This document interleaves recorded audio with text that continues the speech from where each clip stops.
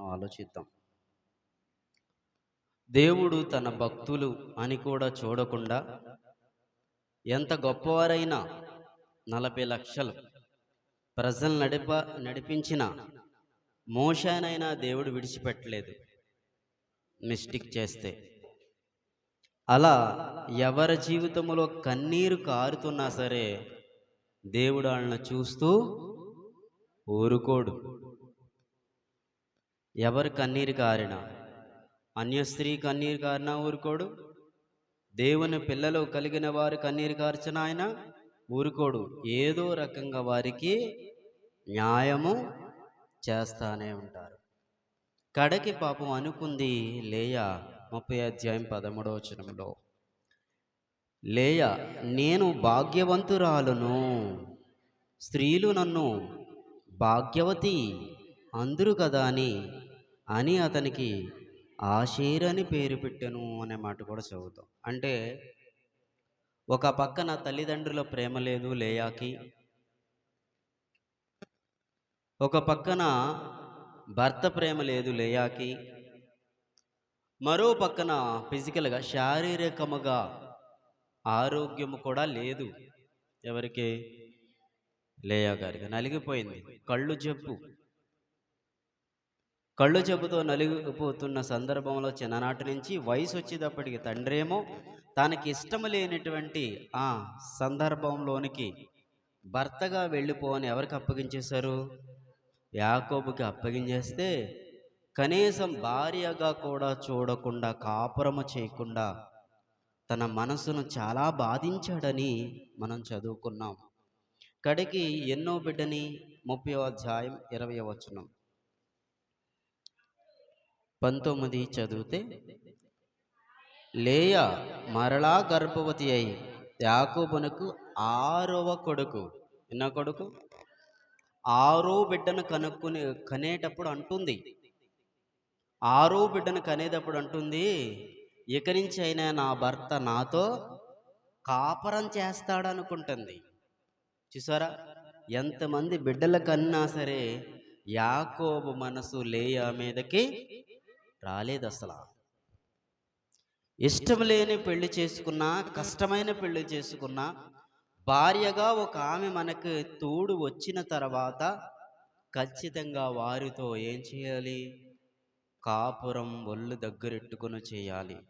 ఆ జాగ్రత్త యాకోబు గారికి లేదు. మరి ఎన్ని ఇబ్బందులు పడ్డాడంటే మామూలు ఇబ్బందులు పడలే యాకోబు. భార్య అని సరిగా చూడనందుకు మామూలు ఇబ్బందులు పడలేదు. ఏడిపించినందుకు, మానసికంగా తెలియనగా బాధ పెట్టినందుకు మామూలు బాధలు పడలేదు యాకోబు. అంటుంది కింద మాటలో, అప్పుడు లేయా, దేవుడు మంచి బహుమతి నాకు, మీరు బాగా ఆలోచించండి, మొదటి బిడ్డను కనేటప్పుడు ఏమన్నది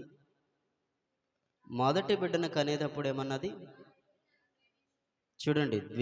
లేయా ద్వేషింపబడి యెహోవా చూచి ఆమె గర్భం తెరచెను.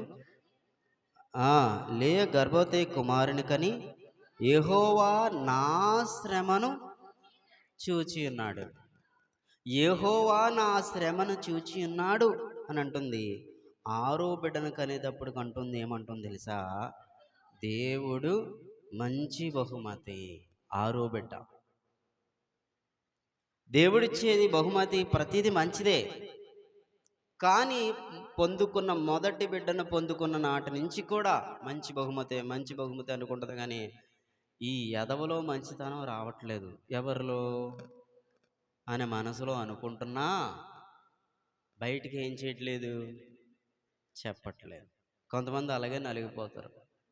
అందుకనే దేవుడు ఎదవలను రోడ్ల మీద ఏరేస్తాడు, తెలియకుండా వంగదీసేస్తాడు, తెలియకుండా రోగాలతో నలిపేస్తాడు. భార్యలు ఇబ్బంది పెడుతుంటే నీతివంతులుగా బ్రతుకుతున్న వాళ్ళని భరించే బాధ ఎలా ఉంటుందో తెలుసా? సిల్లి సంచులో వేసినట్టే నువ్వు కష్టపడిన సొమ్మంతా. మనశ్శాంతి ఉండదు నీకు, ఆరోగ్యం ఉండదు నీకు, ప్రయాణాల్లో నువ్వేం చేయవు, ఫలించవు. కాపురం చేస్తాడని అనుకుని ఏం పేరు పెట్టింది? జబూలూను అని ఏం పేరమ్మా? జెబూలూను అని పేరు పెట్టింది. అయితే మనం ఇక్కడ స్టార్ట్ చేసుకుని గత వారంలో మలాకీ గ్రంథములు మనం ఎండ్ చేసుకున్నాం, ముగించుకున్నాం అక్కడ. ఒకసారి అక్కడికి వచ్చేయండి. గత వారం కూడా ఇది మనం జ్ఞాపకం ఉంది కాబట్టి ఇది మనసులో పెట్టుకుని, పోయిన వారం విన్న గంట మెసేజ్ హృదయంలో పెట్టుకుని, లాస్ట్లో మనం చూసుకున్న రిఫరెన్స్ మలాకీ గ్రంథం 2వ అధ్యాయం 13 నుంచి చాలా జాగ్రత్తగా పెళ్ళైన భర్తలు, పెళ్ళి కాబోయేటువంటి పురుషులు అందరూ చూడవలసిన మాట. వింటున్న మీకే కాదు కదా, ఇక్కడున్న మీకే కాదు కదా, ఈ మెసేజ్లు షార్ట్ మెసేజ్లుగా ఇంకా లైవ్లోనూ వెళ్తుంది కదా, వాళ్ళందరూ వింటారు కదా. మిమ్మల్ని అందరినీ దృష్టిలో పెట్టుకుని దేవుడు మాట్లాడు, అందరినీ దృష్టిలో పెట్టుకుని దేవుడు ఏం చేస్తాడో తెలియజేస్తాడు. కనుక శ్రద్ధగా విందాం. 2వ అధ్యాయం 13 నుంచి. మరియు రెండోసారి మీరు ఎలాగుననే చేయుదురు, యెహోవా బలిపీఠం మీరు ఏడ్పుతోనూ కళ్ళీళ్లతోనూ రోదనతోనూ తరుపుదురు. కాబట్టి ఆయన మీ నైవేద్యమును అంగీకరింపకయు తనకు అనుకూలము కాని అర్పణలు మీ చేస తీసుకొనకయు ఉన్నాడు. మీరు బాగా ఆలోచించండి. మీరు ఇంటికాడ మీ భార్యను ఇబ్బంది పెట్టేసి సరిగా సంసారాలు చేయకుండా, కాపురాలు చేయకుండా, సరైన సేవాకాలంలో మీరు ఉండకుండా వచ్చి మీరు అర్పణలు చెల్లిస్తే మీ నాకు వద్దు. నీ కానుక ఎవరికి కావాలి? నువ్వు చేస్తున్న స్వార్థ ఎవరికి కావాలి? అసలు నిన్ను నేను అంగీకరించను. అర్థమైందా? నిన్ను నేను అంగీకరించను. ఎందుకనగా చెప్తున్నాను చూడండి. అది ఎందుకని మీరు అడిగారనుకో, ప్రభువా ఎందుకు మేము అర్పణలు ఇచ్చినా నైవేద్యం ఇచ్చినా తీసుకోవు, ఎందుకు మేము ఏడుస్తూ ఇచ్చినా తీసుకోవా? తీసుకోము. అదేంటి? ఏడుస్తూ ఇచ్చినా తీసుకోవా? తీసుకోము. ఆ అర్పణలో భర్తలు వినాలి. ఏం చేయాలి తెలుసా? ఏడుస్తూ ఇచ్చినా తీసుకోవా? తీసుకోను. ఎందుకంటే యవన కాలముందు నువ్వు పెండ్లి చేసుకున్న అన్యాయముగా విసర్జించిన నీ భార్య పక్షమున, గుర్తుపెట్టుకోండి, పౌలు గారు ఇదే మనసులో పెట్టుకుని మాట్లాడతాడు. పౌలు గారు అంటే కొన్ని వందల సంవత్సరాల తర్వాత వచ్చిన పౌలు గారు ఇదే మనసులో పెట్టుకుని మాట్లాడతారు. ఏంటంటే బాగా ఆలోచించండి. కాపురాలు సరి చేసుకుండా, కాపురాల్లో ఇద్దరు నమ్మకంగా ఉండకుండా, ఒకళ్ళు వచ్చి అర్పణ చెల్లించేస్తాను, ఒకళ్ళు వచ్చి మోకాళ్ళు ప్రార్థన చేసేస్తాను, ఒకళ్ళు వచ్చి కన్నీళ్లు ప్రార్థన చేసేస్తాను, ఒకళ్ళు వచ్చి ఇదిగో అర్పణలు ఇచ్చేస్తానంటే మీ ఇద్దరు అర్పణలు నేను తీసుకోను. అసలు నాకు ఇష్టం ఉండవు. మీరిద్దరు ఏమై ఉండాలంట? ఉభయులిద్దరూ ఏక మనసు కలిగి ఉండాలి. మీరు చేసేవి ఎలా ఉండాలంటే ఇదిగో మీరిద్దరు మనసులు కలిసి చెయ్యాలి అంటాడు కదా. కొరింథీ పత్రికలు అంటాడు కదా 7వ అధ్యాయంలో. ఏమంటాడు ఆ మాట? చూద్దాం, అక్కడ ఏమని అంటాడో చూద్దాం చాలా జాగ్రత్తగా. కొరింథీ పత్రిక 7వ అధ్యాయంలో తీస్తున్నాను, చూద్దాం ఏమని మాట్లాడతాడో చూద్దాం. 5వ వచనం. ప్రార్థన చేయుటకు మీకు సావకాశము కలిగినట్టు కొంతకాలం వరకు ఉభయములు సమ్మతి చెప్పునే తప్ప ఒకరిని ఒకరు మీరు ఎడబాయకుడి. మీరు మనసు నిలుపుకోలేని ఎడల సాతాను మిమ్మల్ని శోధింపకున్నట్లు తిరిగి కలుసుకొనడి. మీరు బాగా ఆలోచించండి. మీకు ప్రార్థనలు చేయుటకు మీకు అవకాశం, మీరు చాలా జాగ్రత్తగా ఆలోచించి ఇద్దరు ఒకే రీతిలో ఉండాలి, ఒకే విధానంలో ఉండాలి. ఏక మనస్సుతో మీరిద్దరు ప్రార్థనకి వెళ్ళాలి. ఏక మనసుతో ఇద్దరు ప్రార్థన చేసుకోవాలి. నువ్వు వెళ్ళు ప్రార్థనకి, నేను రాను, నువ్వు తీసుకో దేవుని సన్నిధానంలో, నేను తీసుకొని, ఎలాగంటే ఇది దేవుడు ఇష్టపడ్డ పెళ్ళైన వాళ్ళకి, ఎవరికైనా చెప్తున్నా, క్రైస్తవులకు పెళ్ళైన భార్య భర్తలు ఎవరైతే ఉన్నారో ఖచ్చితంగా ఒకళ్ళని అర్థం చేసుకుని ఏం చేయాలంట? ముందుకు వెళ్ళాలి. ఒకవేళ నువ్వు భార్యకు అన్యాయం చేస్తే అంటున్నాడు చూడండి, అంటున్నాడు అది ఎందుకనగా మీరు అడుగుగా, యవన కాలం ముందు నువ్వు పెళ్లి చేసుకున్నా అన్యాయముగా నువ్వు విసర్జించిన నీ భార్య పక్షమున, అంటే లేయా గారిని విసర్జిస్తున్నాడు. ఆమెని సరిగ్గా పట్టించుకుంటలేదు. 6 బిడ్డలు పుట్టినా ఆమెతో ఇతనేం చేయట్లేదు, కాపురం చేయట్లేదు. ఆమె బాధగా ఆమె చెప్పుకుంది గానీ, ఆమె గురించి తండ్రి చెప్పాడా? ఆమె గురించి తల్లి చెప్పిందా? ఆమె గురించి చెల్లి చెప్పిందా? ఆమె గురించి ఆ ఊరు ప్రజలెవరైనా చెప్పారా? ఆమె గురించి ఎవరు అక్కడ ఆయన యాకోబు అన్న ఎవరు? అతనేమన్నా చెప్పాడా? ఎవరు చెప్పలే. తన బాధ తానే చెప్పుకుంటుంది. తన బాధ చెప్పుకుంటుందని దేవుడు రాయించాడు. ఎంత గొప్పోడండి! దేవునికి స్తోత్రం కలుగునుగా. తను బాధపడుతుందన్న విషయాన్ని ఇదిగో ఎలా రాయించాడో చూడండి దేవుడు అని మాట్లాడుతూ కింద అంటున్నాడు, కొంచెముగానే అది నీకు తోటిదై నీవు చేసిన నిబంధనకు పాత్రురాలు గదా అంటున్నాడు. చూడండి బాగా ఆలోచిస్తే ఏంటంట, నువ్వు చేసిన నిబంధనకు ఏంటంట, ఇద్దరు పాత్రులే నిబంధనలకు. మీరు నిబంధనలు చేసుకున్నారు కదా పెండ్లికి, నువ్వేమని నిబంధన చేసావు చెప్పండి. ఆమె అదే నిబంధన చేసింది. ఖచ్చితంగా ఆమె అదే నిబంధన చేసింది కాబట్టి నువ్వేం చేయాలి, నువ్వెంతో ఆమె అంతే. నీ తోటిది అంటే అర్థం ఏంటి, నీ తోడబుట్టింది, నీ తర్వాత పుట్టిందనుకో, అలాంటి దాన్ని బాధ పెడతావేరా పనికి మన ఎదవా అని రాయించుంటే బాగుండేమో. దేవునికి స్తోత్రం కలుగును కదా. అర్థమవుతుందా? అలాంటి దాన్ని విసర్జిస్తా, నువ్వు విసర్జించే. ఆమె పక్షాన వాళ్ళ తల్లిదండ్రులు ఉండకపోవచ్చు, వాళ్ళు పనికిమాలోళ్ళు. కూతుర్ని వదిలించుకోవాలని చూసారు వాళ్ళు. ఎవడో ఒకడికి ఇచ్చి కట్టబెట్టేయాలని చూసారు వాళ్ళు. కానీ వాళ్ళ వదిలేసినా ఆమె పక్షాన ఎవరున్నారు చెప్పండి? నేనున్నాను, దేవుడిని ఉన్నాను. ఎవరో ఒక ఆయన అన్నాడు, నేను చెప్పండి విన్నా కనపడ. ఇక్కడ ప్రాణంలో మూలు తనకు పక్కవారికి కూడా ఇంత బాధ భరిస్తుందని తండ్రికే చెప్పుకుంటక్కలేదు కదా వెళ్ళి.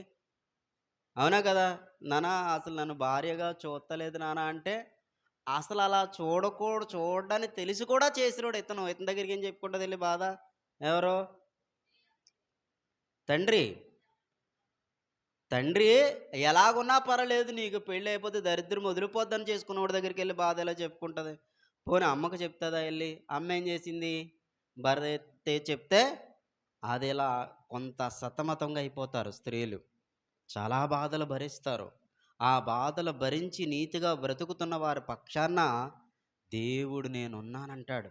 చూడండి కింద అద్భుతంగా రాయిస్తాడు చూడండి. కొంచెముగానే చదువుదు, ఎవరునూ ఇలాగ చేయలేదు. కొంచెముగానైనను దైవాత్మ నొందిన వారిలో ఎవరునూ ఇలాగ చేయలేదు. ఒకడు చేసినా ఏమో జరిగింది చూడండి. ఎవడెలా చేయలేదు. కొద్దిగా దేవుడి గురించి తెలిసినా ఇలాంటి ఎదవ పని చేయరు పనికి మాలోళ్ళారా. దేవుడిని తెలుసుకుని ఏం పని చేస్తున్నావు, నువ్వేం చేస్తున్నావు, నువ్వు కొంచెము దైవత్వం ఉన్నా సరే ఏం చేస్తారంట, ఇగో పెళ్ళి కానంతసేపు నీ భార్య కాదు, పెళ్ళి అయింది ఏదోలాగా, నీకు భార్య అయ్యింది. భార్య అయినప్పుడు కొద్దిగా దేవుడు భక్తులను నువ్వు ఏం చేయాలి నువ్వు చాలా జాగ్రత్తగా చూసుకోవాలి. ఇలా చేయరు, విసర్జించరు. నెక్స్ట్ మాట ఏమి జరిగను, దేవుని చేత సంతతి నొందవలనని అతడు యత్నము చేశాను కదా, కాగా మిమ్మల్ని మీరే జాగ్రత్త చేసుకుని యవనమున పెండ్లి చేసుకున్న మీ భార్యల విషయంలో విశ్వాసఘాతకులుగా. అయ్యో బాబు ఎంత గొప్ప మాట అన్నాడు చూడండి. మీరు చాలామందికి బైబిల్ తెలియని పనికిమాలలో ఉన్నారు కొంతమంది.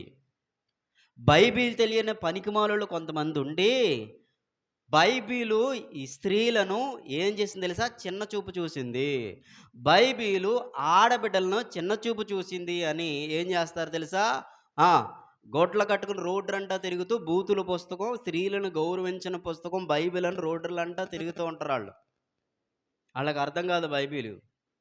కానీ ఇక్కడ ఏంటి, కట్టుకున్నవాడు తప్పు చేస్తేనే వదలనంటున్నాడు దేవుడు. అంటే స్త్రీల పట్ల దేవుడు, బైబిల్ దేవుడు ఎంత గొప్ప ప్రేమను చూపెడుతున్నాడు చూడండి. బాగా ఆలోచించండి. చాలామందికి అర్థం కాక స్త్రీల పట్ల వివక్ష చూపించింది. వివక్ష చూపించింది? ఏం చూపించింది? భర్త చచ్చిపోతే భర్తతో పాటు తగలెట్టేమని చెప్పింది? బైబిల్ చెప్పిందా? ఏంటది మీకు తెలుసు కదా. ఏంటి ఆ! ఏం చెప్పింది? భర్త చచ్చిపోతే ఆ భార్యను తీసుకెళ్ళి ఏం చేయాలంట? ఆ చితిమంటల్లో పెట్టి తగలెట్టేయమని బైబిల్ ఎక్కడైనా చెప్పిందా? భర్త చచ్చిపోతే ఎక్కడన్నా భార్యని చంపేయాలని ఎక్కడైనా చెప్పిందా? భర్త ఇదిగో భర్త కళ్ళ నీళ్లు భార్యకి రప్పిస్తే వాళ్ళ పక్షాన నేనున్నానని చెప్పింది బైబిలు. దేవునికి స్తోత్రం కలుగునుగాక. అర్థం కాక చాలామంది అలగోగుతారు. కొంతమంది ఆడోళ్ళు కూడా బయలుదేరారు. ఈదుల్లో కూడా తిరుగుతూ ఉంటారు. ఇప్పుడు ఈదుల్లోకొస్తారు. మీ దగ్గరకొచ్చి మాట్లాడతారు. నెక్స్ట్ వీక్ నుంచి మీకు అయ్యే చెప్తాను.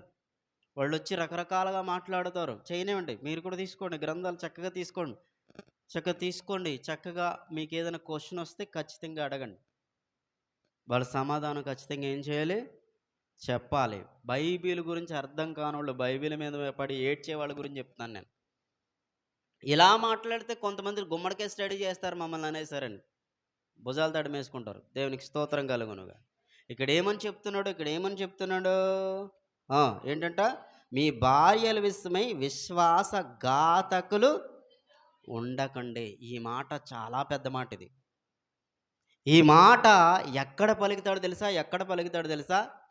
ఈ మాటలు ఎక్కడ పలుకుతాడంటే ఒక దేశం గురించి, ఒక రాష్ట్రం గురించి, జన సమూహాల గురించి పలికే మాట ఇది. విశ్వాసఘాతకులుగా మీరందరూ కలిసి ఉండొద్దు. ఉంటే మిమ్మల్ని నాశనం చేసేస్తాను. మిమ్మల్ని ఎలా నాశనం చేస్తాను తెలుసా? కరువుతో కొడతాను. ఆ! ఎలా కొడతానో తెలుసా? అనారోగ్యంతో, రోగంతో కొడతాను. ఇంకా ఎలా కొడతానో తెలుసా? ఖడ్గంతో చంపేస్తాను. విశ్వాసఘాతకులుగా ఉంటే ఆ దేశానికి కరువు రప్పించాడు. ఆ దేశానికి తెగులు రప్పించాడు. ఆ దేశానికి ఇదిగో నాశనం చేసే వాళ్ళని పంపించాడు. ఆ లిస్ట్‌లో పెట్టేసాడు తీసుకొచ్చి. ఎవరినిక్కడ? గుర్తుపెట్టుకున్న భర్తనే. భర్త సరిలేకపోతే విశ్వాసఘాతకుడుగా నువ్వు ఉండొద్దు అని ఎక్కడ పెట్టేసాడో చూడండి చాలా జాగ్రత్తగా ఆలోచిస్తే. ఆ లిస్ట్‌లో పెట్టేసాడు. ఆ లిస్ట్‌లో పెట్టేసి విశ్వాసఘాతకులకు మీరు ఉండొద్దు. తర్వాత భార్యను హ్మ్. క్రియ మరలా చదవండి గట్టిగా. భార్యను పరిత్యజించుట నాకు అసహ్యమైన క్రియ. ఏమండి? దేవుడికి అసహ్యమైంట. ఒక భర్త భార్యను విడిచిపెట్టేయడము దేవునికి అసహ్యమైన క్రియ. బాగా ఆలోచించండి. నాకు ఇష్టం లేనిదంటూ ఏదన్నా ఉందంటే అదే. ఏమండి? ఈ మాటను పట్టుకుంటే ఒక విషయం మీకు చెప్తాను చాలా జాగ్రత్తగా ఆలోచిస్తే, మన ఈ ప్రపంచంలోనే భయంకరమైన సంఘాల్లో, భయంకరమైనటువంటి సంస్థలు దేశాల్లో ఎలాగుండేవో తెలుసా? మీరు చాలా జాగ్రత్తగా ఆలోచిస్తే మీరు నమ్మలేని విషయం ఏంటంటే, కొన్ని దేశాల్లో భర్తలు భార్యలను తాడు కట్టుకుని తీసుకెళ్ళి సంత మార్కెట్‌లో అమ్మేసేవారు. ఎవరికైనా తెలుసా? కొన్ని దేశాల్లో భర్తలు ఏం చేసేవారు తెలుసా? భార్యలకు తాడు కట్టుకుని తీసుకెళ్ళి సంత మార్కెట్‌కి తీసుకెళ్ళి ఏం చేసేవారు? అమ్మేసేవారు. ఇంగ్లాండ్ దేశంలో 1700, 1800 శతాబ్ద కాలంలో భార్యలను తీసుకెళ్ళి ఏం చేసేవారు తెలుసా? సంత మార్కెట్‌లో తాడట్టుకుని ఎళ్ళాలి. అలా తీసుకెళ్తే సంత మార్కెట్‌లో అలా నుంచుంటే, ఇదిగో చూడండి ఎలా సంత మార్కెట్‌లో ఎలా నుంచుందో. తాడు పట్టుకొని పీక్కో, నడుముకో తాడు కట్టేసి భార్యకు ఇలా సంత మార్కెట్‌కెళ్ళి ఇలా తీసుకెళ్తే, అప్పుడు వేరే వాళ్ళొచ్చి ఇతని భార్యను కొనుక్కునేవారంట. ఇది జరిగింది దేశాల్లో. 1700, 1800 శతాబ్దంలో జరిగింది. ఇదేంటండి మేకపిల్లని తీసుకెళ్ళి అమ్మేసినట్టు? ఏవండీ? కోడిని తీసుకెళ్ళి అమ్మేసినట్టు, ఒక గేదెని తీసుకెళ్ళి అమ్మేసినట్టు భార్యని ఇంగ్లాండ్ దేశంలో 17, 1800 శతాబ్దాల్లో ఏం చేసేవారు తెలుసా? తాడు కట్టుకుని తీసుకెళ్ళి అమ్మేసేవారంట. నచ్చినోడొచ్చి కొనుక్కునేవాడంట. ఎంత ఘోరం చూడండి. ఎంత ఘోరమైన క్రియ చూడండి. నిజమే అమ్మేసేవారు. మీరు కావాల్సిన చరిత్ర తిరగేసుకోండి. చరిత్ర చదవండి. గూగుల్‌లో సెర్చ్ చేయండి. ఇలాంటివి ఉన్నాయంటే ఖచ్చితంగా ఉన్నాయి. అసలు దేవుడు ఇక్కడ ఏం చెప్తున్నాడు? భార్యను విడిచిపెట్టడం, లేకపోతే విడాకులివ్వడం, లేకపోతే వదిలేయడం, లేతే విసర్జించడం, లేక బాధ పెట్టడం నాకు అసహ్యమైన క్రియ. అసహ్యమైన క్రియ అంటే ఆ దేశంలో అమ్మేసేవారంట. ఏవండి మీరు బాగా ఆలోచించండి. ఒక తల్లి ఒక ఒక ఆడబిడ్డ ఇష్టం లేని పెళ్లి చేస్తేనే అంత బాధ భరించి అంత బాధ భరిస్తుంది కదా! కట్టుకున్నవాడు అక్కడిదాకా కాపురం చేసి అప్పటిదాకా బిడ్డల్ని కని తాడు కట్టి లాక్కెళ్ళి మార్కెట్‌లో అమ్మేస్తుంటే, మార్కెట్‌లో పెట్టి తనను బేరమాడుతుంటే, అవతలోడొచ్చి ఇదిగో ఇంత అని చెప్తుంటే, ఇంకొకడొచ్చి అంత అని వేలం పాట ఏస్తుంటే, ఆ స్త్రీ మనసు ఎలా ఉంటదో ఒకసారి ఊహించుకోండి. ఒకసారి ఊహించుకోండి. అప్పు తీరక అప్పు కట్టలేక బ్యాంకోళ్ళొచ్చి మన ఇంటి మీద పేరు రాసి, ఇది ఫైనాన్షి ప్రాబ్లమ్ ఉంది ఎవరో కొనకండి. ఇదిగో ఫలానా 3 తారీఖున, 4 తారీఖున, 5 తారీఖున మొత్తం మీద దీని వేలం పాట వేస్తామని ఇంటి గురించి అంటేనే తట్టుకోలేక ఏడ్చేత్తాం గదా! ఒక భార్యని తీసుకెళ్ళి సంత మార్కెట్‌లో అమ్ముతుంటే, ఆ స్త్రీ మనస్తత్వం ఎలా ఉంటాది? అందుకనే దేవుడనేసాడు, ఇది అసహ్యమైన క్రియ అని చెప్పేసాడాయన. గుర్తుపెట్టుకోండి. ఎవరైనా గ్రహించవలసింది ఏంటి తెలుసా? ఆ! అవునో, కాదో, కష్టమో, నష్టమో పెళ్ళైపోయింది. నీకు భార్యగా వచ్చింది. లేతే భార్యగా ఉంటుంది. ఏం చేయాలి?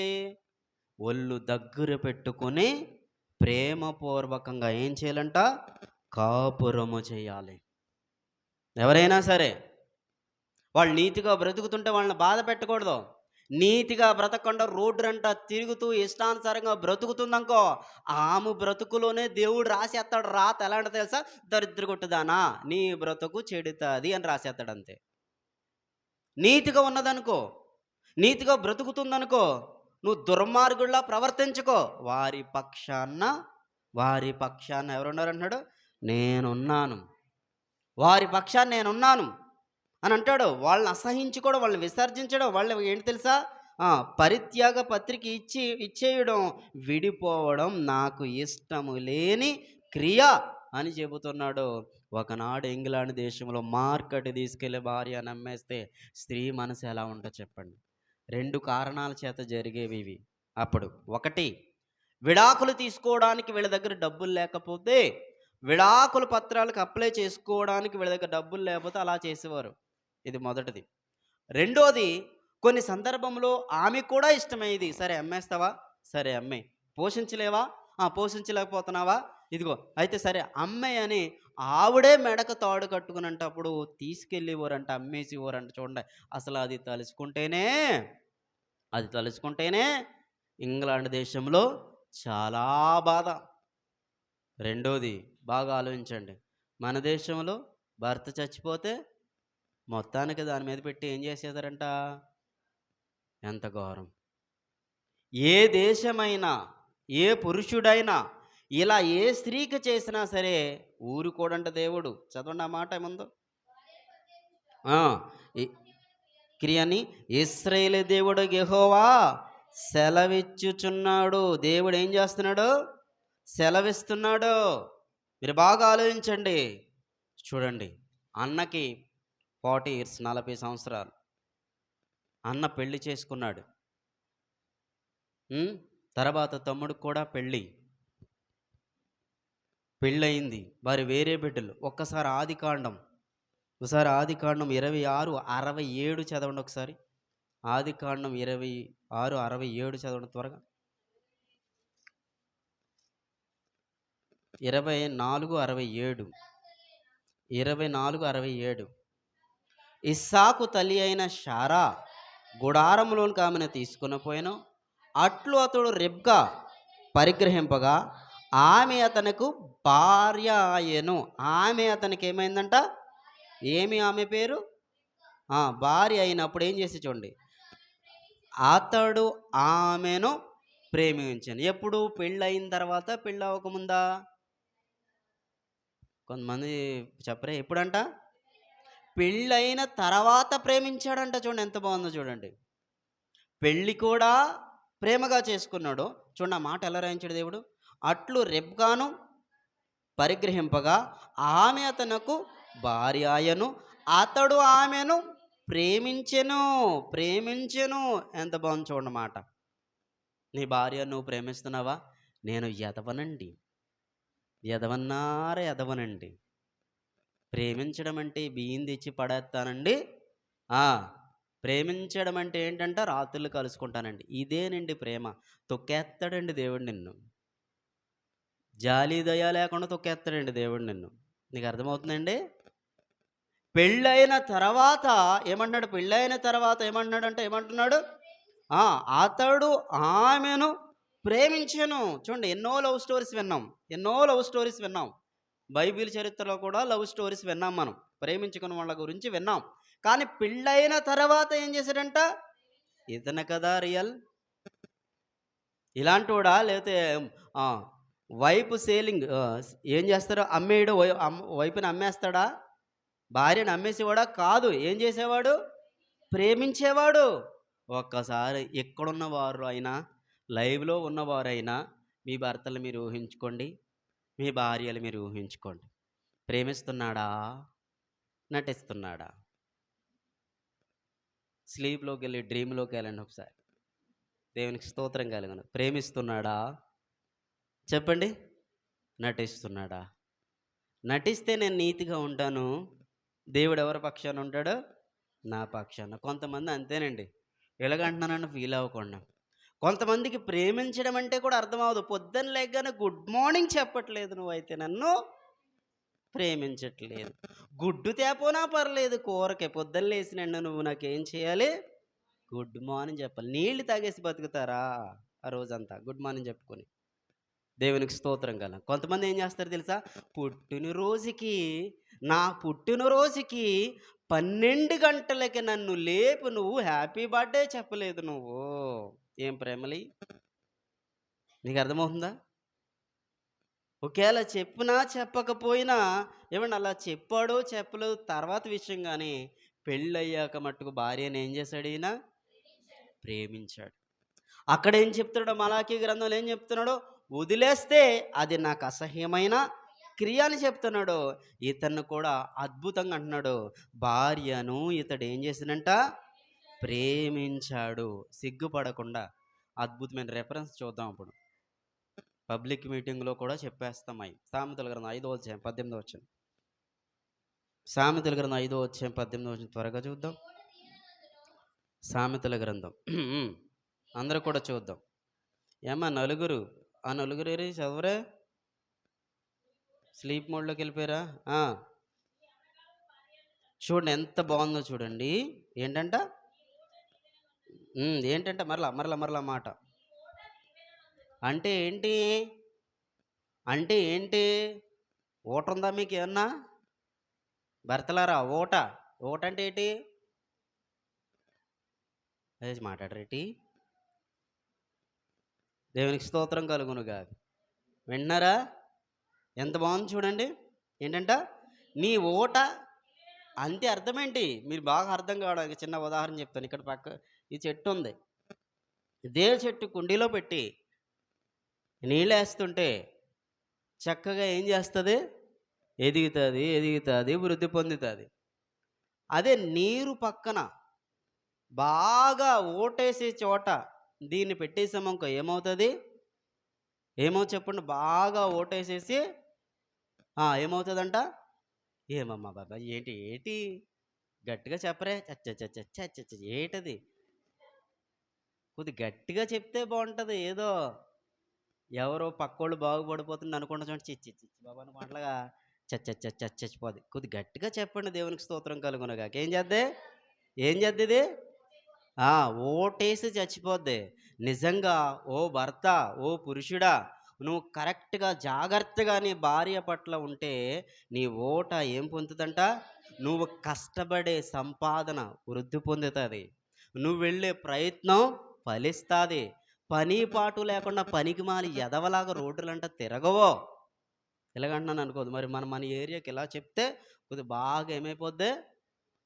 ఒక్కొక్క షాప్‌కెళ్ళి ఒక ఆయన అన్నాడంట, అర్థం కాక ఒక ఆయన చెప్తున్నాడు, అవతలోడికి అర్థం అవ్వట్లేదు. ఏంటి తెలుసా? స్పైసీ ఏం చెప్తలేదు, ఇంక ఇలాగే అంటున్నాడు. అంటే ఏంట్రా స్పైసీగా అది అది చెప్తలేదు. అప్పుడు కారం ఎక్కువ పెట్టేసి బజ్జీ ఇమ్మంటావా అని అడిగాడంట. అప్పుడు అదే మరి ఏ ఏరియాకి ఆ భాషవాడు అక్కడికి వెళ్ళి స్పైసీ అంటే ఎలా? నీకు అర్థం రాలేదనుకో, కారం అంటాం ఇంగ్లీష్‌లో అంటం వచ్చింది గానీ, బజ్జీ అనేవాళ్ళో తెలియలేదు. అందుకని అక్కడికెళ్ళి స్పైసీ, స్పైసీ ఆడికి 2 తెలుసు కాబట్టి ఏం చేస్తున్నాడు, భర్తకి తెలియాలి. నీ ఊట, నీ కష్టార్జితం, ఇదిగో నువ్వు పడుతున్న కష్టం ఫలించాలి. ఇగో నువ్వు బాగుండాలి అంటే నెక్స్ట్ నువ్వు చేయవలసింది ఏంటి తెలుసా? నువ్వు బాగుండాలి. నువ్వు ఆశీర్వాదం పొందాలంటే, నువ్వు యవ్వన కాలంలో పెళ్ళైన వాళ్ళు నువ్వు బాగుండాలంటే, కష్టపడి నీ కష్టార్జితం హెచ్చింపబడాలంటే, ఇది ఒకళ్ళు పెట్టేలా నువ్వు ఉండాలంటే, నీ ఫ్యామిలీలో నువ్వు వృద్ధి పొందాలంటే ఏం చేయాలంటున్నాడు చూడండి. నీ యవ్వన కాలపు భార్యందు ఫస్ట్ సంతోషించు. ఏం చేయాలంట? ఫస్ట్ సంతోషం అంటే నా భార్య తర్వాతనే ఏదైనా సంతోషం అనుకో. నా భార్య తర్వాతనే నాకేదైనా సంతోషం అనుకో. ఫస్ట్ సంతోషించు. భార్య తర్వాతనే ఏదన్నా అనుకున్నామనుకో, మీరు బాగా ఆలోచిస్తే మీకు అర్థం కావడానికి ఒక ఉదాహరణ చెప్తాను. ఒక శాలరీ వస్తది. 40,000, 40,000 శాలరీ వస్తది. ఈ శాలరీలోనే కరెంట్ బిల్, ఈ శాలరీలోనే చెప్పండి రెంటు, ఈ శాలరీలోనే ఇంకా ఫుడ్‌కి, ఈ శాలరీలోనే పాలుకి అని అనుకున్నామనుకోండి, శాలరీ ఎక్కువొచ్చేలా కష్టపడతాం. మనం ఏం చేస్తాం తెలుసా? ఆబ్సెంట్లు పడేలా ఉండం. మానకుండా డ్యూటీ చేస్తాం. చేసి ఆ శాలరీ తీసుకొచ్చి ఖర్చులన్నీ తీరుస్తాం. అలాగే నీ ప్రేమంతా ఎవరి మీద ఉండాలంట? నీ భార్య మీద ఉండాలి ప్రేమ. ప్రేమ తగ్గకూడదు. అలా ఉన్నాడు ఇస్సాకు. వయసెంత తెలుసా? ఇస్సాకుకు పెళ్ళయ్యేటప్పటికి వయసెంత? 40 దాటి. దేవునికి స్తోత్రం కలుగునుగాక. ఆ వయసులో భార్యని ప్రేమించాడంటే, ప్రేమంతా ఎవరిలో ఉండాలి? ప్రేమంతా ఎవరిలో ఉండాలి? భార్యని ప్రేమించాడు అంటే అర్థమేంటి చెప్పండి? ప్రేమించాడంటే ఆవిడకి ఏమీ తక్కువ కాకుండా, ఏ రకంగా బాధపడకుండా, నాతోటిది, నాతోటిది మీరు బాగా ఆలోచించండి. ఆదికాండం స్టార్ట్ అయ్యేటప్పటికి ధర్మశాస్త్రం ఉందా? చెప్పండి, ధర్మశాస్త్రం ఉందా? మలాకి గ్రంథం చెప్పేటప్పటికి ధర్మశాస్త్రం ఉంది. నిర్గమకాండంలో స్టార్ట్ అయింది, ఇవ్వబడింది. ధర్మశాస్త్రం లేని కాలంలోనే నిజంగా దేవుని కొరకు బ్రతికేవాడు ఏం తెలుసా? తన ఓటను దీవెన పొందేలా చేసుకుంటారు. మరి ఇప్పుడున్న వాళ్ళు నెక్స్ట్ మాట చదివితే, నీ యవన కాలపు భార్యందు సంతోషిమ్మము, ఆమె అతి ప్రియమైన లేడి, అందమైన దుప్పి. అదేంటండి ఎలాగంటున్నారు? మా ఆవిడ దెయ్యాల గంప, మా ఆవిడ కర్రి మొద్దు. అది కాదండి మా ఆవిడ పిశాసి. ఒరే నువ్వు అనుకున్న కోణం అది. ఏ యవనస్తుడికైనా పెళ్ళైన వాళ్ళతో దేవుడు మాట్లాడుతున్నాడు. నీ భార్య ఏమంటున్నాడు తెలుసా? ఆమె అతి ప్రియమైన లేడీ. మామూలు లేడీ కాదు, అతి ప్రియమైన లేడీ. చూడండి, లేడీని చూస్తే లేడీసే ఆశ్చర్యపోతారు, లేడీ కావాలంటారు. అవునా కాదా? అంత బాగుంటుంది. అతి ప్రియమైన లేడీ. నెక్స్ట్ అందమైన దుప్పి. ఎంత బాగుంది చూడండి. అందమైన దుప్పి ఎంత బాగా వర్ణించాడో. లేడీ దిప్పు గురించి ఆలోచిస్తే సమయం ఉండదు కానీ కింద మాట, ఆమె రొమ్ముల వలన నువ్వు ఎల్లప్పుడూ తృప్తి నందుచు. మీరు బాగా ఆలోచించండి. దేవుడు తల్లి స్థానం వచ్చిన తర్వాత యూజ్ చేసేటువంటి అవయవాలు ఏవైతే ఉన్నావో అవి ఫస్ట్ భర్తకిచ్చి సంతృప్తి నందు. ఎంత బాగా మాట్లాడుతున్నాడండి. భార్య భర్తల బంధాన్ని దేవుడు ఎలా ఊహిస్తున్నాడు, వివరిస్తున్నాడు? మీకు అర్థముందా? ఈ శరీరానికి సుఖానికి అలవాటు పడ్డ పనికిమాలి ఎదవలో భార్యను వాడుకోవడానికే ఉపయోగించి ప్రేమించడానికి పనికిరాదని ఆలోచిస్తారు చాలామంది. అలాంటోడు ఏది కష్టపడినా దాయలేడు, సురక్షితంగా బ్రతకలేడు. ప్రమాదం నీ నెత్తి మీదే నీ ముందే కాసుకుని ఉంటుందని చెప్తున్నాను నేను. నీ ప్రమాదం నీ ముందే కాసుకుని ఉంటుంది, ఖచ్చితంగా చెప్తాను. ఎవరైనా సరే సరిగ్గా బ్రతకలేనోళ్ళు, సరిగ్గా చూసుకోలేనోళ్ళు, ప్రమాదం నీకు ముందే ముందే ముందే ఉంటుంది. నెక్స్ట్ మాట చెప్తున్నాడు చూడండి. ఆమె ప్రేమ చేత నిత్యము. ఎవరి ప్రేమ చేత? ఆమె ప్రేమ చేత నిత్యము ఏమై ఉండమంట? బద్ధుడు అయ్యుండు. ఏ ప్రేమ చేత? ఒకళ్ళు సామెత చెప్తారు, పనికిమాలిన సామెత చెప్తారు. పెళ్ళైనటువంటి 6 నెలలు భార్య చూడండి అందంగా కనపడుతుందంట. 6 నెలలు అయిన తర్వాత పక్కోడు భార్య అందంగా కనపడుతుందంట. నీలాంటి పనికిమాల ఎదవకైతే అలాగే కనపడుతుంది. దేవుడు భక్తుడికైతే ఎలా కనపడుతుంది? అతి ప్రియమైన లేడీ, అందమైన దుప్పిలా కనిపిస్తుంది. ఆమె ప్రేమ చేత నువ్వేమైపోవాలంట? బద్ధుడుపై ఉండిపో. ఆమె ప్రేమకి బద్ధుడు అంటే అర్థమేంటి? బద్ధుడు అంటే అర్థమేంటి? బద్ధుడు అంటే అర్థమేంటి? బంధించబడిపో. ఆమె ప్రేమలో బంధించబడిపో. ఎంత బాగా చెప్తున్నాడండి దేవుడు. ఎంత వివరించి చెప్తున్నాడండి. ఆమె ప్రేమ బోర్డర్ దాటి బయటికెళ్ళకి వెళ్ళావా, బయట నేనుంటాను. దేవునికి స్తోత్రం కలుగునుగా. వెళ్ళావా, బోర్డర్ బయట నేనుంటాను, బయటకెళ్ళకో. బయటకెళ్ళతే విశ్వాస ఏమవుతావంట? ఘాతకుడు అవుతావు అనే ఇదే సామెతలో ఈ మాట వివరించి కొద్దిగా ఎదరికెళ్తే 18 అదే 18:22లో ఏం చెప్తున్నాడు ఒకసారి. భార్య దొరికిన వానికి ఏం దొరుకునంట? ఏమండి, భార్య దొరికిన వానికి మేలు దొరుకునన్నాడా, లేకపోతే గుణవతి అయిన భార్య దొరికి వానికి మేలు దొరుకునన్నాడా? మరి అదేంటి? గుణవతి అయిన భార్య దొరికితే మేలు దొరుకునన్నాడు కదా, మేలు కలుగునన్నాడు కదా. మరి భార్య దొరికిన వారికంటే దేవుడు జతపరిచాడు నిన్ను. భార్యని దేవుడిచ్చాడు నీకు. ఆమె ఎడల ఇదిగో సామెతల గ్రంథం చెప్పినట్టు నువ్వు ఉంటే ఏం జరుగుతుంది నీకు? మేలే. దేవునికి స్తోత్రం కలుగునుగా. మరి అక్కడ యాకోబు ఇదిగో భార్య దొరికింది, భార్యగా నాకు ఇవ్వబడిందని లేయాని చిన్న చూపు చూశాడు, విసర్జించాడు, సరిగా ప్రేమించలేదు, సరిగా దేవుని యందు కృతజ్ఞత కలిగి బ్రతకలేదు. 7 సంవత్సరాలు ఆమె కోసం, 7 సంవత్సరాలు ఆమె కోసమని వెళ్ళాడే తప్ప భార్యగా వచ్చిన ఆమెకి ప్రేమకు బద్ధురాలు అవ్వలేదు. ఆమెను ప్రేమగా ఆమెను ఏం చేయలేదు, చూడలేదు. నలిగిపోయింది ఆమె. ఆమె బాధను దేవుడు చూశాడు. కిందంటాడు, అట్టివాడు యెహోవా వలన అనుగ్రహము పొందినవాడు. మరి యెహోవా వలన అనుగ్రహం యాకోబుకు ఉందా? దేవుడు మాట ఇచ్చాడు కాబట్టి కాపాడాడు అంతే. దేవుడు యాకోబుకు మాట ఇచ్చాడు కాబట్టి యాకోబు గురించి మనం చదువుతాం. పోరాడి పోరాడి ఏమయ్యాడని చదువుతాం మనం. ఇశ్రాయేలుడు అయ్యాడు అనుకుంటాం. ఆశీర్వదించినందుకే దేవుడు వదిలేశాడు, లేకపోతే వదలడం. మీకు అర్థమవుతుందా?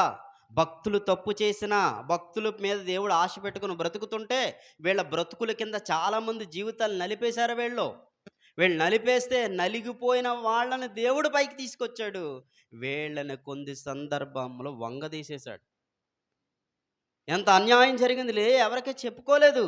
ఇంకో కొంతమంది అంటూ ఉంటాం, ఇంకా బాగా చెప్తాడు 19:14 గృహణమును విత్తమును పితలు ఇచ్చిన స్వాస్యము సుబుద్ధి గల భార్య యెహోవా యొక్క దానము అన్నాడు. ఇక్కడ భార్య దొరికిన వానికి మేలు దొరుకునంటే నువ్వు ఎలా చేయి? సామెతల గ్రంథం 5:19 చెప్పిన ప్రకారం చేయి, నీకు మేలే జరుగుతుంది. చదివారు కదా, నీకు మేలే జరుగుతుంది. లేదు నీ ఇష్టానుసారంగా నువ్వు ఉంటే గయ్యాళైపోద్ది. ఎలాగా మారిపోద్ది ఆవిడ? పైకి చదవండి, పైన ఉంటుంది చూడండి.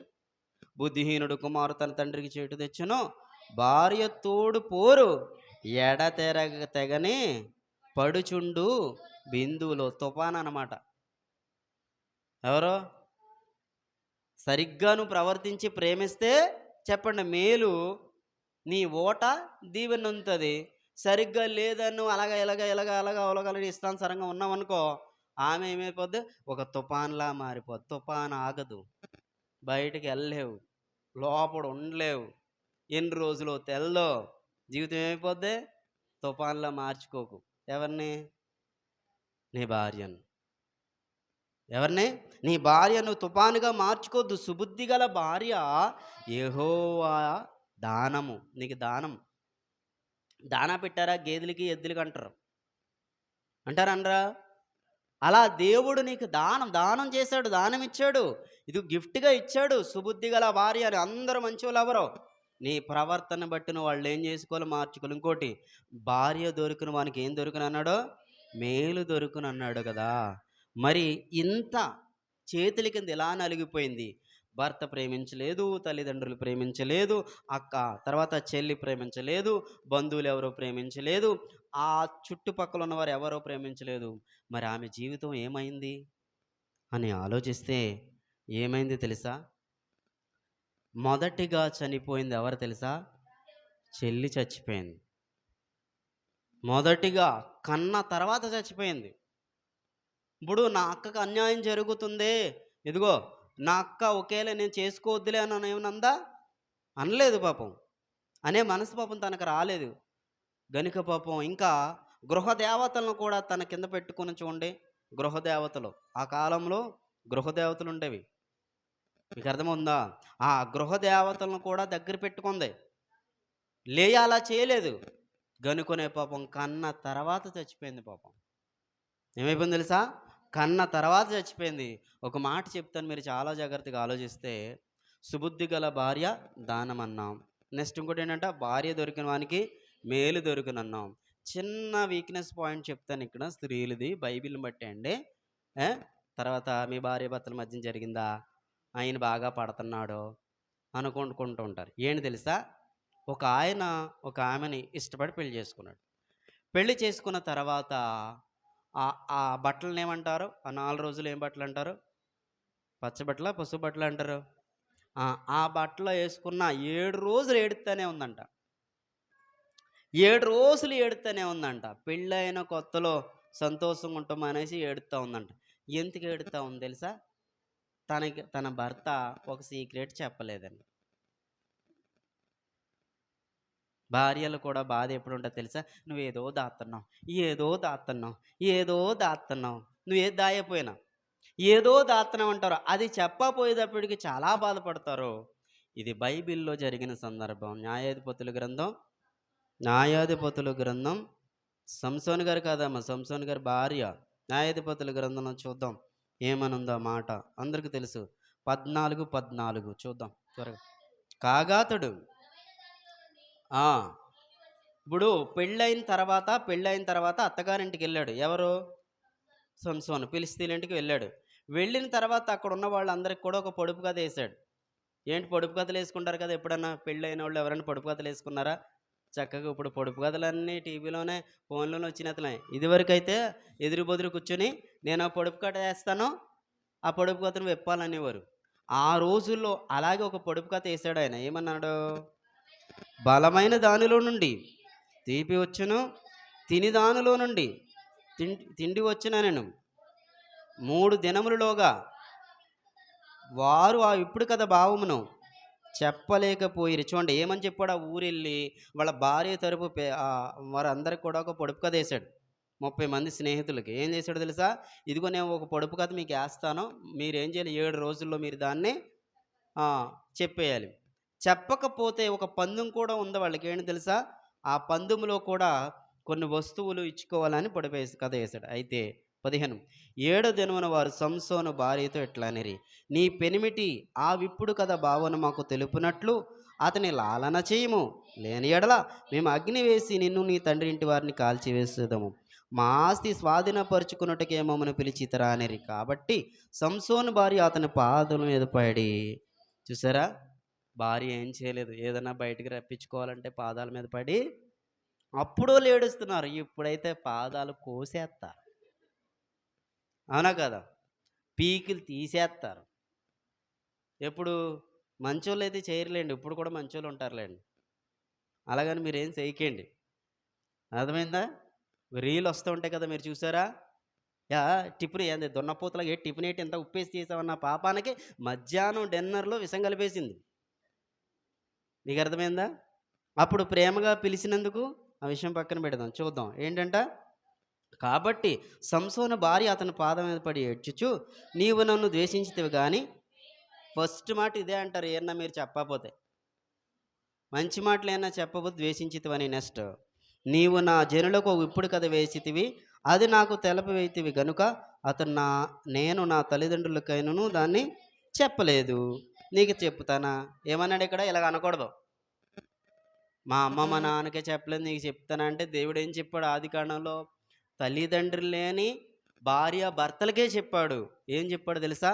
నీ తల్లిని నీ తండ్రిని విడిచి నీ భార్యను హత్తుకోమని ఎవరికి ఏ కాలంలో చెప్పాడు? ఆదాము ఎవరు చెప్పారు? వాళ్ళకి తల్లిదండ్రులు ఉన్నారా భూమి మీద? చెప్పండి, భూమి మీద ఉన్నారా తల్లిదండ్రులు? చెప్పరే. మీకు ఏదైనా తెలియని ప్రశ్న వేశానా? మీరు వండుకున్నది ఏమన్నా ఇక్కడ తెమ్మన్నానా? చెప్పరే. లేరు. అలాంటి సందర్భంలో ఏమన్నాడు? అలాంటి సందర్భంలో ఏమన్నాడు? నీ తండ్రిని, తల్లిని విడిచి నీ భార్యను హత్తుకోవాలన్నాడు కదా! ఇక్కడ ఏమంటుంది? తల్లిదండ్రులకి చెప్పలేదు అని చెప్తే, అనినప్పుడు ఆమె వారి విందు దినములు ఏడేంటను 7 రోజులు ఏడుస్తానే ఉందంట. పాపం పెళ్ళైన కొత్తలో. ఎంత బాధపడిపో ఉంటది. ఫిలిష్తీయుల స్త్రీ అయితే అయింది.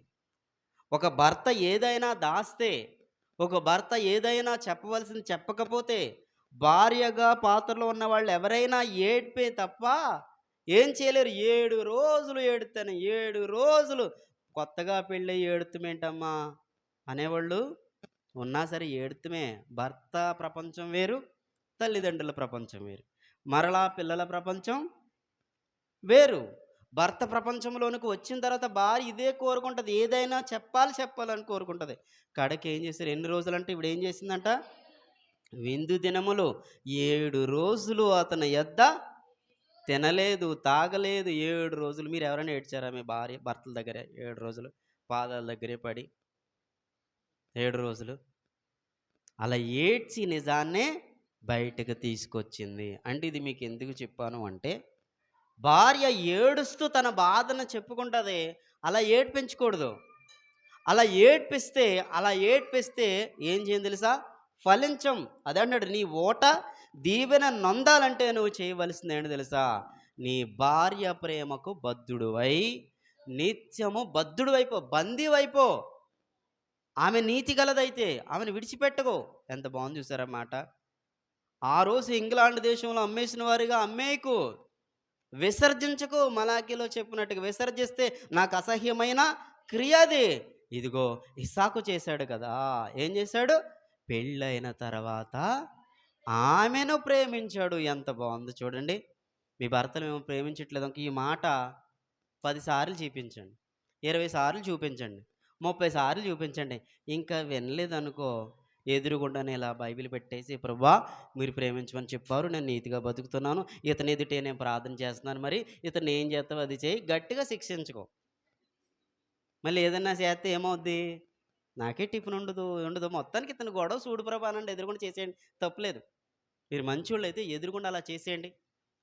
మీరు సరదాగా అలా చేసిన దేవుడు సీరియస్గా తీసుకుని, అరే అబ్బాయి నీకు షెడ్యూల్ వేసేస్తున్నాను అబ్బాయి, ఏంటబ్బాయి, అప్పుడు నీ ఓట నువ్వు కష్టపడింది ఏమైపోద్ది? ఇలా భర్తలో చాలామంది కష్టాల పాలవుతున్నారు. మరి లేయా బ్రతుకేమైంది? లేయా జీవితం ఎలా అయింది అనంటే, తన చెల్లి కంటే ఎక్కువ సంవత్సరాలు, 20 సంవత్సరాలు చెల్లి చచ్చిపోయిన తర్వాత, తన భర్తకు భార్య అయినటువంటి చెల్లి చచ్చిపోయిన తర్వాత 20 సంవత్సరాల బ్రతికింది. దేవునికి స్తోత్రం కలుగునుగాక. ఆ 20 సంవత్సరాలు బ్రతికింది. చూడండి, జబ్బు కళ్ళది త్వరగా చచ్చిపోవాలి. అవును కదా. పుట్టిన కాడి నుంచి ఏదన్నా జబ్బు ఉంటే వీళ్ళు కొంతకాలమే బతుకుతారంటారు. కానీ నీతిగా గృహదేవతలకు పూజలు చేయకుండా నిస్వార్థంగా బ్రతుకుతూ దేవునికి బడి ఏడ్చింది కాబట్టి 20 సంవత్సరాలు ఏం చేసింది? బ్రతికింది. ఇంకో విషయం చెప్పనా? దీవెన నొందిన వారి పేర్లు లిస్టులో ఈమె వెళ్ళిపోయింది. చూడండి, ఈమె 6వ కుమారునికి ఏం పేరు పెట్టింది? ఏం పేరు పెట్టింది? జెబులోనీలు అని పేరెట్టింది కదా. ఈ జెబులోనీలు అనేటువంటి పేరు కలిగిన ఈయన ద్వారా యోధులు బయటకు వచ్చారు. ఈ జెబులోనీలు ఎక్కడైనా సరే చాలా బలవంతులేళ్ళు. తన కుమారుడులు యుద్ధానికి వెళ్ళేవాళ్ళు. ఇలా గ్రూపులుగా ఎంతమంది యుద్ధానికి వెళ్ళేవారు తెలుసా? లేయా బిడ్డలో 50,000 మంది వెళ్ళేవారు. చూడమ్మా ప్రియ సహోదరి, నువ్వు నీతిగా బ్రతికితే నన్ను ఎవరు ఏం చేయట్లేదు, సరిగా చూడలే, నీ భర్త చూడపోయిన నీ పక్షాన్ని ఎవరుంటాడో? దేవుడు ఉంటాడు. నీ భర్త మెళ్ళ వంచేస్తాడు నువ్వు సరిగ్గా బతకకపోతే. అక్కడొక అడుగు ఇక్కడొక అడుగు, కూరలక్క వచ్చింది, కూరలకు సచ్చిలం దాని కొడుకు వచ్చాడు, ఆ కొడుకు కూడా ఎంట పెడతాను అని వెళ్ళి బతికి వెళ్ళబుచ్చాంకో వృద్ధులోనికి నువ్వు రావు. వచ్చిందా? కూరలక్క కొడుకు వచ్చాడే మధ్యన, వంటలక్క కొడుకు వచ్చాడో కదా, ట్రోల్ చేస్తున్నారు. రోజు చెయ్య దాన్ని ఇంకో భాషలు అనుకోండి ఏంటది? రోజు చెయ్య దాని బాధ ఇంకో భాషలు అనుకోండి ఏంటది? దేవునికి స్తోత్రం కలుగునుగా. మీరు నీతిగా బ్రతికితే, వీళ్ళు అన్యాయంగా బ్రతుకుతుంటే భర్తల దేవుడు మీ పక్షాన ఉంటాడు. జెబులూనీలు మహాయోధులయ్యారు. ఇంకో కొడుకు పేరు ఏం పేరు తెలుసా? ఏం పేరు? లేవి. ఈమె కన్న బిడ్డల్లో ఇంకొక ఆయన పేరు ఏం పేరు? లేవి. ఈ లేవి ఎవరయ్యారనుకున్నారు? దేవుణ్ణి స్తుతించి స్తోత్రాలు చెల్లించే యాజకులు పుట్టారు ఈమె గర్భం నుంచి. ఎవరి గర్భం నుంచి? లేయా గర్భం నుంచి యాజకులు. యాజకులు మామూలోళ్ళు కాదు. యాజకులు, లేవీకి పుట్టినవారు, లేవి గోత్రికులు అందరూ కూడా యాజకత్వం వహించారు. ఏపోదును ధరించుకునేవారు. చూడండి, ఈమె బ్రతుకులో బాధలు భరించిన, పుట్టుకలో కూడా జబ్బు కళ్ళదైనా సరే, భర్త ప్రేమించకపోయినా సరే, ఆమె గర్భంలోంచి చూడండి ఎంత మంచివారు వస్తున్నారో. నీ గర్భం నుంచి వస్తాడు, నీ మాటే వినడు. నీకు అర్థమైందా? నీ గర్భంలో, ఆమె గర్భం నుంచి వచ్చిన లేవి ఎంత గొప్ప అయ్యాడు. మనం చదువుకున్న 4వ తారీఖున మత్తన్య చరిత్ర, 1000 సంవత్సరాల చరిత్ర ఉందంటే ఎవరి గర్భం అనుకుంటున్నారు? లేవీల గర్భం. ఎవరి గర్భం అది?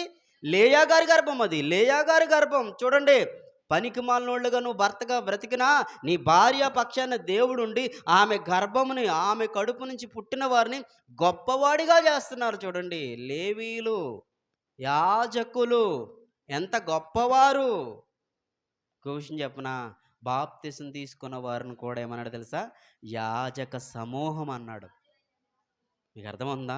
అంటే లేయాని దేవుడు వదలలేదు, లేయాని దేవుడు విడిచిపెట్టలేదు. నీతిగా బ్రతికింది, నిక్కర్సుగా నిలబడింది. లేయాని దేవుడు వదలలేదు. అదే కాకుండా ఇంకో కొడుకు పేరు కూడా ఉంది. ఏం పేరు తెలుసా? యోధా. యోధా ఎవరండి? యోధా గోత్రం నుంచి ఎవరు వచ్చారండి? యోధా జాతి ఎప్పటికి నిలబడిందండి? యోధా గోత్రం ఎంత గొప్పవారు రాజులు వచ్చారు. యేసుక్రీస్తు వారి గోత్రం యోధా గోత్రం, దావీదు గోత్రం. చూడండి ఎంత మంచివారు వచ్చారో. స్త్రీలారా, ఎవరో ఏగనెత్తలేదని మీరు వేసి వెనకాల అయిపోకండి. దేవుడు మీ పక్షాన ఉంటాడు. అంటున్నాడు, ఆయనకు అసహ్యమైన క్రియ భార్యని విసర్జించేలా చూస్తే, సరిగా ప్రేమించకపోతే. కానీ మీ పక్షాన ఎవరుంటాడు? దేవుడు ఉంటాడు. యోధా గోత్రం, యేసుక్రీస్తు వారు వచ్చారు ఆ గోత్రం నుంచి. ఎంత గొప్పవారిగా దేవుడు తీర్చిదిద్దుతాడండి స్త్రీలను, మీరు నమ్మకంగా ఉంటే. చూడండి, ఆమె గురించి ఒక అద్భుతమైన మాట చెప్పబడిన చూడండి. రూతు గ్రంథములో 4వ అధ్యాయం 11వ వచనంలో ఒక మాట చెప్పబడింది. రూతును దీవిస్తూ ఆశీర్వదిస్తూ చెప్పబడిన మాటల్లో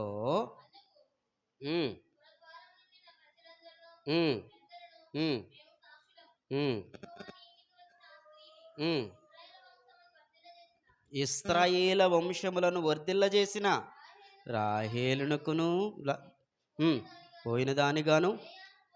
చూడండి, లేయా పోలిన దానిగా. చూడండి, కొన్ని వంశాలు వృద్ధి పొందినవి అంటే ఆ లిస్ట్లో కూడా ఎవరున్నారు?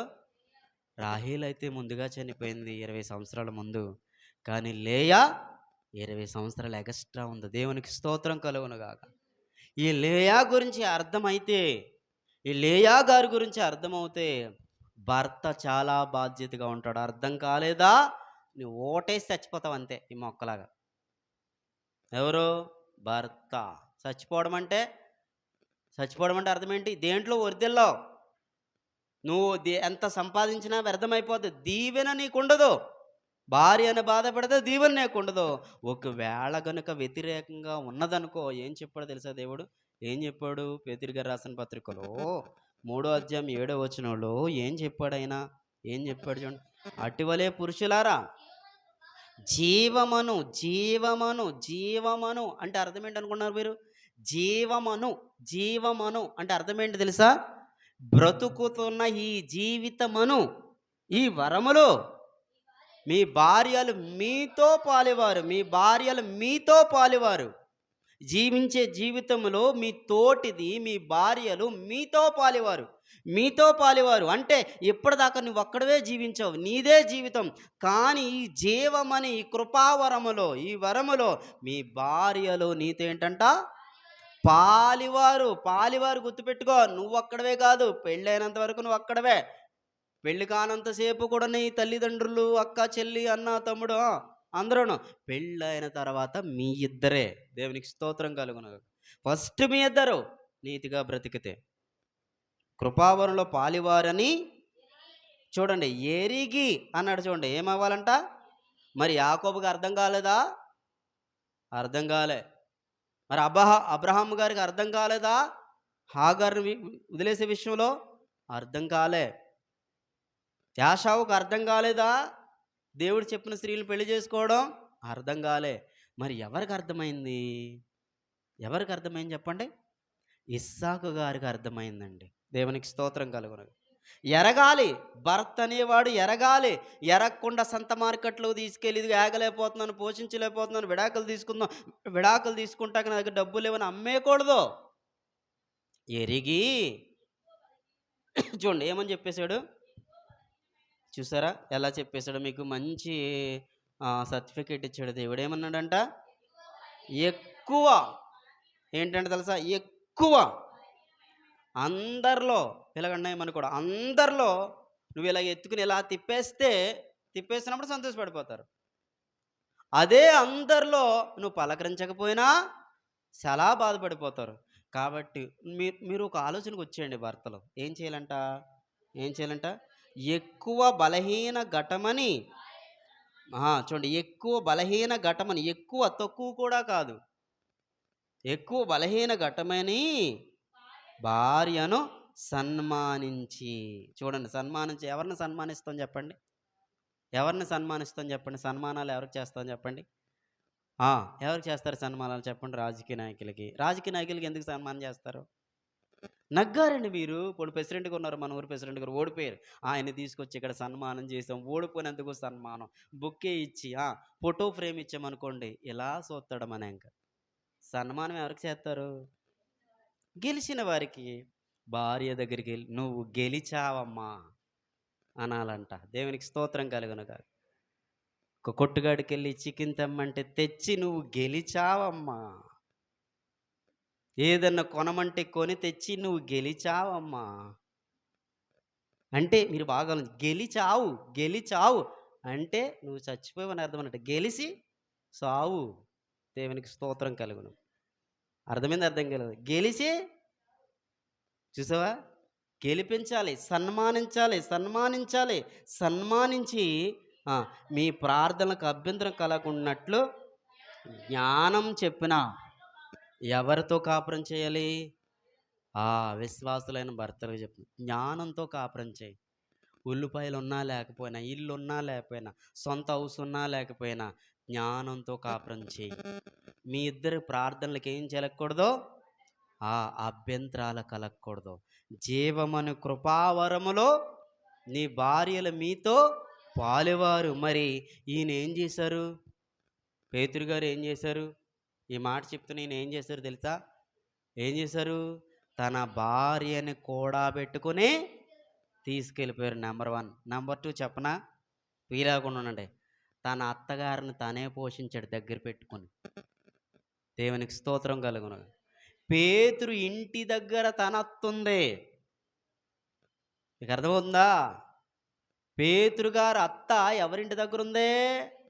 అత్తమామల మీద ఆధారపడిపోతే పనికి మాలినోడు అంటది బైబిల్. నిన్ను అత్తని అమ్మ స్థానంలో చూసి ఎక్కడ పెట్టుకున్నాడు? ఇంటికాడ పెట్టుకున్నాడు. యవనస్తురైన భార్యను తీసుకెళ్ళి ఏం చేశాడు? స్వార్థకి వెళ్ళిపోయాడు తన భార్యను తీసుకుని.